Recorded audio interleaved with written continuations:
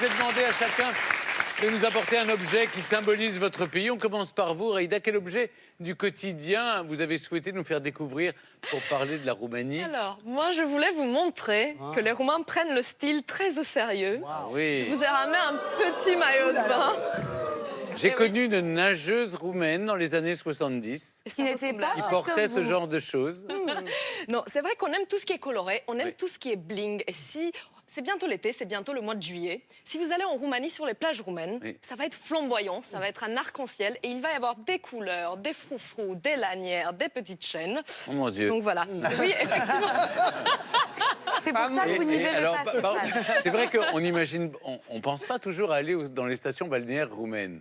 Et pourtant, Quelles sont-elles? eh bien, nous avons notre petit Saint-Tropez local qui s'appelle Mamaia. Oui. Et pour la petite anecdote, cette station était très célèbre dans les années 70. Elle était fréquentée par les adhérents de tous les partis communistes d'Europe. Ah. Parce que c'est une station qui a été construite par le Parti communiste roumain. Et ça a attiré parce que Tout le monde avait le même parasol. Voilà. Et donc, depuis, ça a évolué. Elle s'est ouverte et c'est devenu le petit Saint-Tropez roumain, Oui. où les jeunes vont pour s'améuser, pour faire la fête. Ça vous T'invite donne à y envie, aller. non, Sandrine, d'aller en Roumanie? Do you, Maya? Oui, Maya, c'est génial. C'est génial. Oui. Très bien.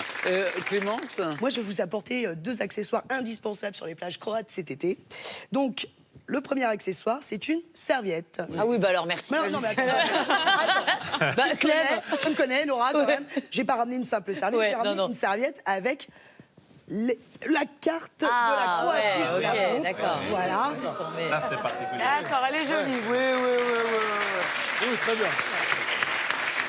Donc, n'allez pas croire que je vous ai ramené un accessoire de souvenir vulgaire, Stéphane. C'est juste pour vous raconter un peu, les copains, que en Croatie, nous aimons tellement notre pays que chaque Croate a chez lui, au moins, un objet avec la carte de la Croatie Avec ou les un- couleurs de la Croatie. Donc une tasse, une écharpe, Ouais. voilà, Une la petite serviette, serviette, ouais, etc. d'accord. Et donc la deuxième chose très importante, si vous allez Ah sur les ça plages, oui. Oui. Ça je l'ai vu de mes yeux à Split. Elles sont belles. Les gens ont ces petits souliers Oui, immondes. c'est les voilà. méduses, très beau. Alors, Mais c'est- pratique. C'est pas du tout sexy, je suis Ah, c'est d'accord avec laid. toi, Nora. Mais par contre, indispensable Ouais. pour pas te couper les pieds sur les Oui, plages bien sûr, croates. bien Ouais, sûr, ouais. oui. C'est très Il y a très des beau. rochers, Vos c'est côtes ça. sont Il y a très des belles. rochers et des cailloux. Il y a des Et, cailloux, il y a des bêtes. il vaut mieux avoir ça, les méduses Non mais c'est également. sublime de partir en vacances en Croatie, c'est Oui. encore pas cher, c'est beau comme tout, les fonds marins sont vraiment géniaux. Oui, je suis Jean-Marc Barre, vraiment. Non, mais je vous recommande d'aller en Croatie, c'est Il y sublime. a des villes, pardon, mais Absolument. Dubrovnik, Split, Ah, c'est cadeau. Ça, elle les a pas Magnifique. faites. Non, elle a pas fait la ville. Zagreb, c'est magnifique. Toutes les villes. sont Toutes les villes magnifiques. sont magnifiques en Croatie. Allons. Alors, on continue notre voyage. Qu'est-ce que vous avez apporté, Alors, Mariella? Il y a 15 jours, c'était la Pentecôte orthodoxe, donc le 1er juin, nous fêtons la fête du cataclysme. Ah oui. Ce qui veut dire exactement que nous croyons en la sanctification des eaux. Donc ce jour-là, on Pistolet à eau. s'arrose Ah, yes. entre nous et les gens se cachent pour en arroser d'autres. Et il faut arroser quelqu'un pour qu'il n'y ait pas de maladie pendant l'année.